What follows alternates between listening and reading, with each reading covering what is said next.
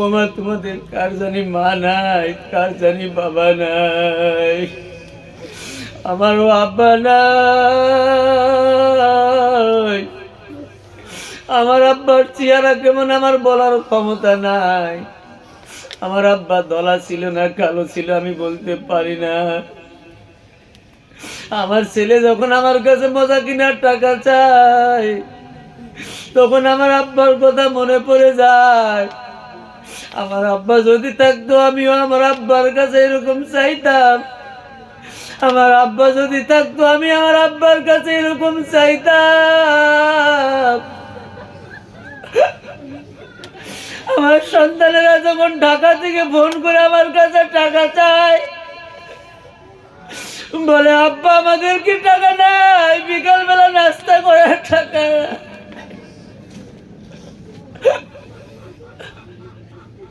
তখন আমার আব্বার কথা মনে পড়ে যায়। তখন আমার মনে পড়ে আমি যখন লেখাপড়া করতাম আমি কোনোদিন, আমার আব্বা তো ছিল না, আব্বার কাছে কিছুই আমি চাইতে পারতাম না।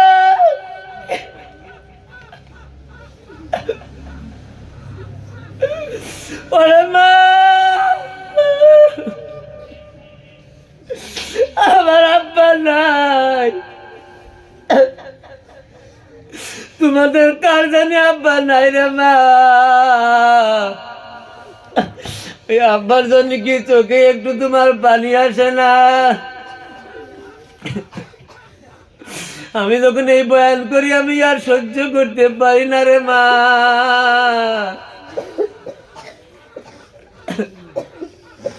এই যে আমার পাশে আমার নবুয়ত ভাই, তার ফেরেশতারা বলবে আল্লাহ জাহান্নামের আমার কোনোভাবে থামাইতে পারি না।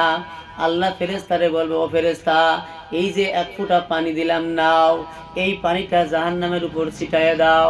হাদিসের ভিতরে আসছে ওই পানিটা নিয়া জাহান্নামে যখন ছিটাইয়া দেবে জাহান্নামের আগুন ঠান্ডা হইয়া যাবে। বলেন না সুবহানাল্লাহ।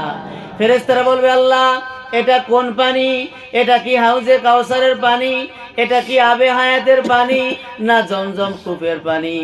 আল্লাহ বলেও ফেরেশতারা না, এটা হাউজে কাউসারের পানি না, এটা আবে হায়াতের পানি না, এটা জমজম কূপের পানি না। এই পানি হলো আমার বান্দার চোখের পানি। বলেন না সুবহানাল্লাহ। চোখের পানি দিয়া জাহান্নামের আগুন ঠান্ডা করা হবে। এখন আমি আপনাদেরকে নিয়ে এমন একটা কথা বলবো, চোখে পানি আসতেই হবে। কান্না যদি আসে, চোখে পানি যদি আসে, মনে করবা তোমার গুনাহ আল্লাহ মাফ করে দিয়েছে। আর চোখে পানি যদি না আসে, মনে করবা তোমার গুনাহ করতে করতে কলব মইরা গেছে, তোমার দিল নরম হইতেছে না, তোমার কান্না আসতেছে না, বুঝবা তোমার গুনাহ আমার আল্লাহ মাফ করবে না। কান্না আসলেও গুনাহ মাফ, কান্না যদি না আসে আর একজনের দেইখা কান্না করার চেষ্টা করবা, তাইলেও আমার মাওলা তোমার গুনাহ মাফ করায়া দিবে। চিৎকার মেরে বলেন না সুবহানাল্লাহ। আব্দুল কাদের জিলানী আল্লাহর একজন ওলি ছিলেন। এই আব্দুল কাদের জিলানী এমন একজন ওলি ছিলেন, মায়ের পেটের থেকে 18 পারা কোরআনের হাফেজ হয়েছিলেন। বলেন সুবহানাল্লাহ। কয় পারা কোরআনের হাফেজ? 18 পারা কোরআন মার পেটের থেকেই মুখস্থ করেছিলেন। এই বড় পীর, ইনার নাম হইল আব্দুল কাদের জিলানী রহমাতুল্লাহি আলাইহি। নাম শুনেছেন আপনারা? এই আব্দুল কাদের জিলানী দরবারে আল্লাহর একজন বান্দা এসে কান্নাকাটি করতেছে। কি করতেছে? কান্নাকাটি করতেছে। বলে হুজুর আমার জীবনে আমি 80 বার হজ করেছি। সরে বলেন তো কয়বার? খেয়াল করে শুনবেন, আমি কিন্তু আপনাদের প্রশ্ন করব। আমি আমার পক্ষ থেকে আপনাদেরকে একটা পুরস্কার দেব। আজকে 10 জনকে আমি পুরস্কৃত করব। একটু খেয়াল করিয়া শোনো। ওই লোকটা কি বলতেছে আব্দুল কাদের জিলানীর কাছে? কয়বার হজ করেছে? সবাই বলেন। এটা কিন্তু আপনাদের প্রশ্ন হবে, উত্তর দিতে না পারলে পুরস্কার পাবেন না। কয়টা প্রশ্ন? 3টা প্রশ্ন করা হবে। কয়টা প্রশ্ন? লোকটা বলতেছে হুজুর আমার জীবনে আমি 80 বার হজ করেছি। জোরে বলেন কয়বার? তারপরেও আমার গুনাহ মাফ হইতেছে না। হুজুর, নামাজ পড়ে শান্তি পাই না, খাইতে বসে শান্তি পাই না, জিকির করে শান্তি পাই না। হুজুর, আপনি বলেন আমার গুনাহ কি করলে মাফ হবে? আব্দুল কাদের জিলানী বলল, বাজান তুমি কি গুনাহ করছো? একবার হজ করলি তার তো কোনো গুনাহ থাকে না। তুমি বলতেছো 80 বার হজ করেছো, তোমার হাতও কাটা, পাও কাটা। বলে, হুজুর গো, আমার 2টা হাত আমি কেটে ফেলাইছি, আমার 2টা পাও কেটে ফেলাইছি। আমি গড়াইয়া গড়াইয়া একবার নয়, 2বার নয়, 80 বার হজ করেছি। আব্দুল কাদের জিলানী বলল, বাজান কি গুনাহ করছো তুমি একটু বলো, আমি শুনবো। আপনারা শুনবেন? 5 মিনিট লাগবে। কয় মিনিট শুনবেন? বলে, আব্দুল কাদের জিলানীর কাছে আল্লাহর বান্দা বলতেছে, হুজুর, আমার বয়স যখন 5 বছর ছিল, আমার 5 বছর বয়সের সময় আমার আব্বা মারা গেল। বছর আমি মাথাটা নিচু করিয়া দেন, এখন কানতে হবে। দেখেন কত বড় গুনাহ করছে, কত বড় অন্যায় করছে। হুজুর গো, আমার মা আমাকে মানুষ করার জন্য মানুষের বাসায় বাসায় গিয়া কাজ করে। রাতের বেলায় আমার মা কয়টা খাবার নিয়ে আমার কাছে এসে বলে, সন্তান, বাচ্চাগুলো একটু খেদান তো এখান থেকে। বলে, হুজুর, আমি বলতাম, মারে তুমি সারাদিন মানুষের বাসায় কাজ করছো, তুমি খাও। আমার মা বলতো, সন্তান রে, তুমি আমার কলিজার সন্তান, নারী সিরা ধর, তুমি আমার সামনে বসে খাবা, আমি মা দেখবো ছায়া ছায়া, এমনি আমার পেট বইরা যাবে। বলেন না সুবহানাল্লাহ। দেখবেন মা যদি কারোর বাড়ি যায়, একটা পিঠা যদি হাতে দেয়, মা খায় না, সন্তানের জন্য নিয়ে আসে, নাতি ছেলে ফেলেরকে ভাগ করে দেয়, দেয় কি দেয় না? ও মা, এই মজলিসে তোমাদের কারোর মা নাই, কার জানি বাবা নাই, ওই মার কথা স্মরণ করে মাথা নিচু করে দাও, বাবার কথা স্মরণ করে মাথা নিচু করে দাও। স্বামী নাই, সন্তান নাই, তাদের কথা স্মরণ করো। যারা কবরে আছে তুমি তাদের কথা মনে করবা আর কাঁদবা। বলো, হুজুর গো, আমার মা এইভাবে কাজ করে আর খাওয়ায়। আস্তে আস্তে আমি বড় হয়ে গেলাম, লেখাপড়া শেষ করলাম, আমি একটা চাকরি পেয়ে গেলাম। চাকরি থেকে এসে দেখি আমার মা প্যারালাইসিস হইয়া এক সাইড পড়ে গেছে। মা দাঁড়াইতে পারে না, বসতে পারে না, কাত হয়ে শুয়ে রইছে। আমি বললাম, মা তোমার কি হয়েছে? বলে, সন্তান রে, আমার প্যারালাইসিস হয়েছে, আমি আর রান্না করতে পারবো না, আমি আর কাজ করতে পারবো না, তুমি একটা বিবাহ করো। হুজুর, আমি আমার মায়ের সুখের কথা চিন্তা করে আমি একটা বিবাহ করলাম। যেই মেয়েটারে বিবাহ করলাম, আমি তো জানতাম না মেয়ের মনে তো অহংকার। ওই মেয়েটারে নিয়ে আমি বাসর ঘরের ভিতরে গেলাম। রাতের বেলায় আমার মা অসুস্থ মানুষ, চিল্লায় চিল্লায় কান্দে ব্যথার যন্ত্রণায়। আমার স্ত্রী বাসর ঘর থেকে বলে, স্বামী, ওই বুড়িটারে ঘর থেকে নামায় দাও। বুড়ি যদি ঘরে থাকে আমি থাকবো না, আর আমি থাকলে ওই বুড়ি থাকতে পারবে না।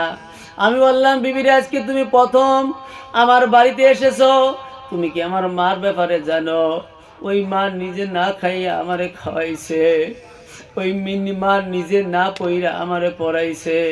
ও বিবি, আমার মাকে নিয়ে এমন কথা তুমি বইল না। হুজুর, আমার স্ত্রী কি করলো জানেন? মায়ের ঘরের মধ্যে গিয়া আমার মায়ের চুলের মুঠি দইরা টানতে টানতে রান্না ঘরের মধ্যে নিয়ে গেল। আমি বললাম, বিবি রে, তুমি আমার মার সঙ্গে আচরণ কইরো না, এই মা না থাকলে আমি দুনিয়ায় আসতাম না। এই মা যদি আমারে না খাওয়াইতো আমি বাঁচতাম না। বিবি, তোমার হাতে ধরি, পায়ে ধরি, আমার মাকে তুমি আর কিছু কইরো না। মা আমার বলে, সন্তান রে, তোমার নতুন স্ত্রী, তার সঙ্গে খারাপ ব্যবহার কইরো না।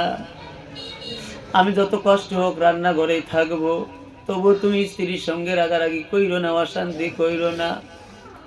হুজুর, পরের দিন সকালবেলায় আমি আমার মাকে খাওয়াইয়া, মাকে শুয়াইয়া দিয়ে আমি অফিসে চলিয়া গেলাম। অফিসে যাওয়ার পরে খবর আসলো 2 বছরের জন্য বিদেশ যেতে হবে। কয় বছর বলেন সবাই? মাকে বললাম, মা, আমার তো 2 বছরের জন্য বাড়ি থেকে বিদেশ যেতে হবে। ও মা, আমি যদি চলিয়া যাই তোমার দেখাশোনা কে করবে? আমার বউ তো ভালো না। মা বলে, বাজান রে, আমার চিন্তা তোমার করা লাগবে না,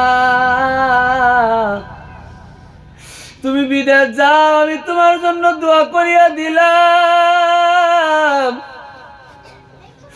মা নিজে না খাইয়া সন্তান রে খাওয়ায়, মা নিজে শান্তির কথা চিন্তা না কইরা সন্তানকে অনুমতি দিয়া দিল। বলে, হুজুর আমি বিদেশ চলিয়া গেলাম, আমার খাইতে মন বসে না, ঘুমাইতেও মন বসে না, আমার কাজে মন বসে না, শুধুমাত্র আমার মার কথা মনে পড়ে। না জানি আমার মাকে বাড়িতে যাই আমি আর পাবো না। এইভাবে 2টা বছর পার হয়ে গেল। হঠাৎ করে আমি বাড়ির দিকে রওনা দিলাম। মাকে আমি খবর দিতে পারি নাই। ওই সময় তো মোবাইল ছিল না, টেলিফোন ছিল না, চিঠিও দিতে পারি নাই।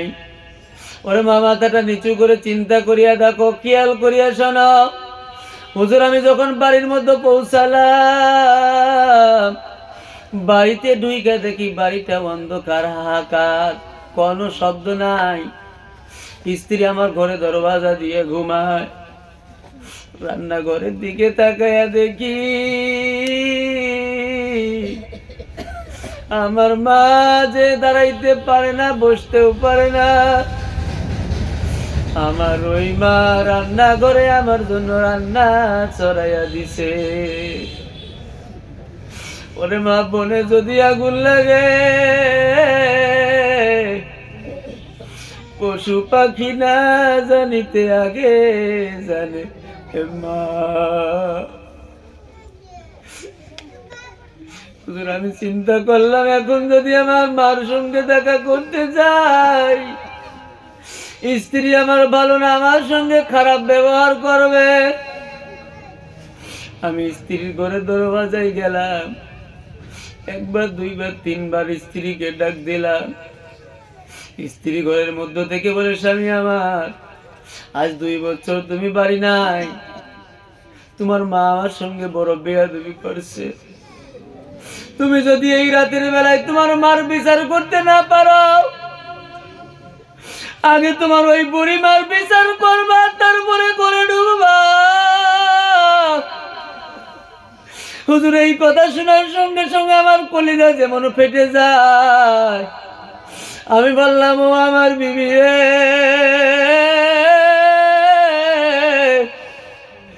আজ 2 বছর আমি আমার মাকে দেখি না।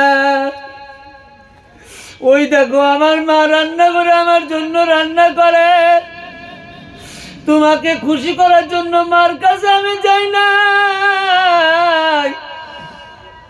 বিবি আমার দরজা খুলে দাও, আমার পানির বড় পিপাসা, আমাকে একটু পানি দাও, আমি পানি খাবো। বলে, হুজুর আমার স্ত্রী ঘরের দরওয়াজা খোলে না। আমার রাগ হয়ে গেল, ঘরের দরওয়াজায় লাথি মারলাম, দরজাটা ভাঙলাম, ঘরের মধ্যে আমি ঢুকিয়া গেলাম। স্ত্রীকে বললাম, স্ত্রী তুমি রাগ কইরো না, যদি আমার মা অপরাধ করে বিচার আমি করব, আগে পানি দাও। স্ত্রী বলে, 1 ফোঁটা পানিও তোমারে দিব না, আগে বুড়ির বিচার করবা। হুজুর এই কথা বলার সঙ্গে সঙ্গে আমার সেন্স নষ্ট হয়ে গেল, আমার ব্রেন নষ্ট হয়ে গেল। আমি আমার ওই মাকে মারার জন্য ওই যে দরজার চৌকাঠ বাটাম ভাঙছিলাম, ওই বাটামখানা নিয়ে আমার মাকে মারার জন্য রওনা দিলাম। বারান্দার মধ্যে যখন বের হলাম, আমার মা রান্নাঘরের থেকে আমার হাতে লাঠি রেখা ভয় পেয়ে গেছে। মা তো আমার অসুস্থ, দাঁড়াইতেও পারে না, বসতেও পারে না, দৌড়াইতেও পারে না। মা আমার হাতটা জোর করিয়া বলে, সন্তান আজ 2 বছর পরে বাড়িতে আইছো, এই দেখো তুমি না পোলাও ভাত পছন্দ করো, তোমার জন্য আমি আদর করিয়া পোলাও রান্না করতেছি, তুমি আগে খাও, তারপরে আমার বিচার করবা।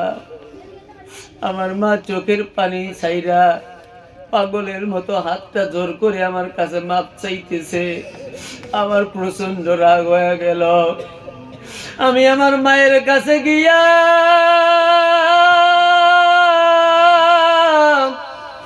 আমার ডান পাওখানা উঁচু করিয়া ওই মায়ের পিঠের উপর যখন এমন জোরে একটা লাথি মারিয়া দিলাম রে মা,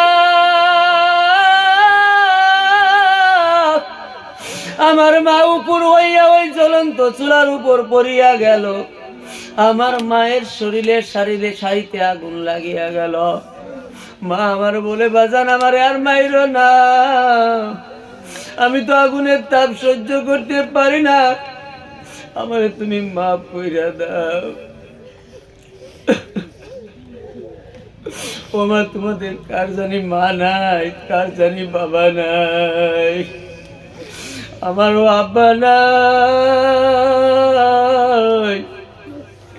আমার আব্বার চেহারা কেমন আমার বলার ক্ষমতা নাই। আমার আব্বা দলা ছিল না কালো ছিল আমি বলতে পারি না।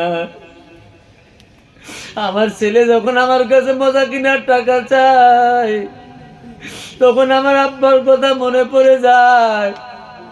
আমার আব্বা যদি থাকতো আমিও আমার আব্বার কাছে এরকম চাইতাম। আমার আব্বা যদি থাকতো আমি আমার আব্বার কাছে এরকম চাইতাম। আমার সন্তানেরা যখন ঢাকা থেকে ফোন করে আমার কাছে টাকা চায়, বলে আব্বা আমাদের কি টাকা নাই, বিকাল বেলা নাস্তা করার টাকা।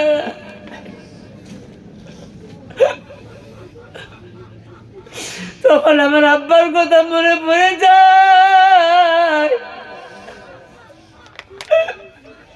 তখন আমার মনে পড়ে আমি যখন লেখাপড়া করতাম আমি কোনোদিন, আমার আব্বা তো ছিল না, আব্বার কাছে কিছুই আমি চাইতে পারতাম না।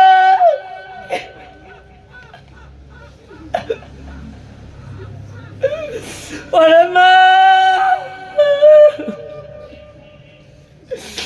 আমার আব্বা নাই। তোমাদের কার জানি আব্বা নাই রে মা? ওই আব্বার জন্য কি চোখে একটু তোমার পানি আসে না? আমি যখন এই বয়ান করি আমি আর সহ্য করতে পারি না রে মা।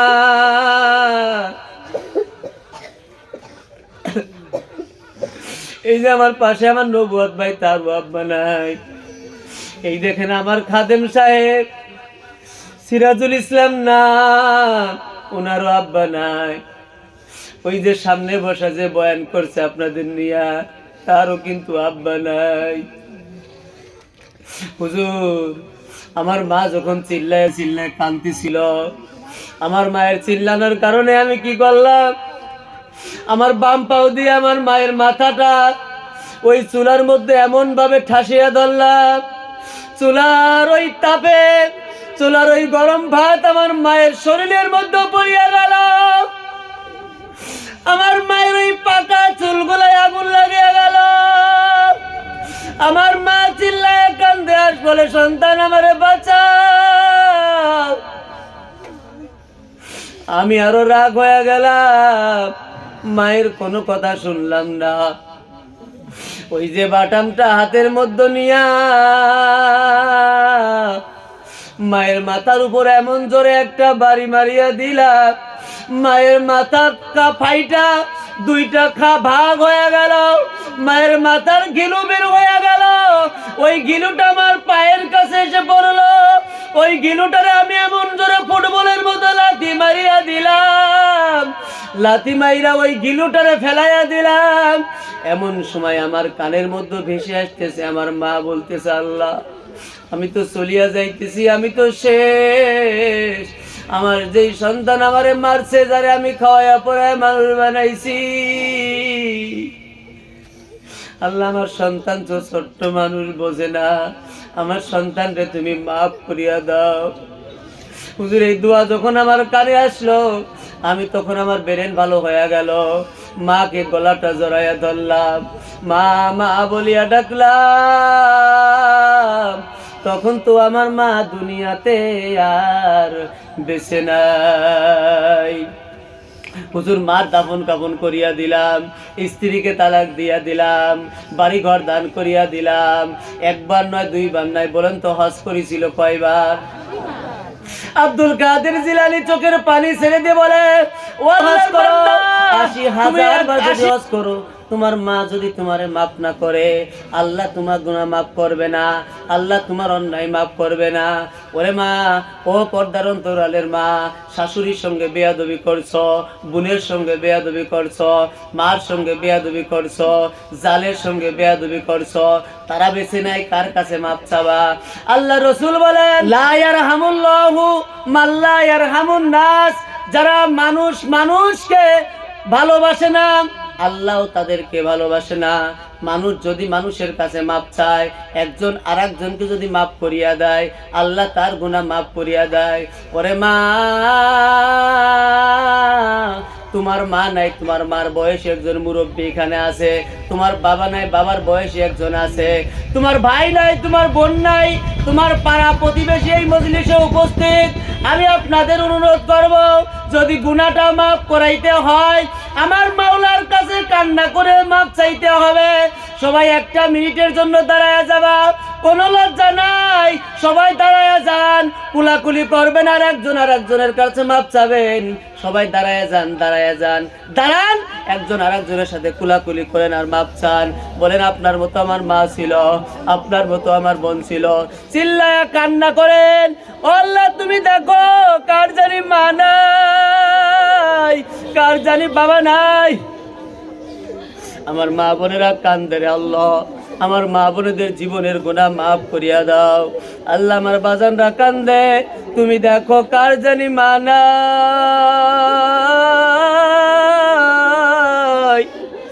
কার জানি বাবা নাই।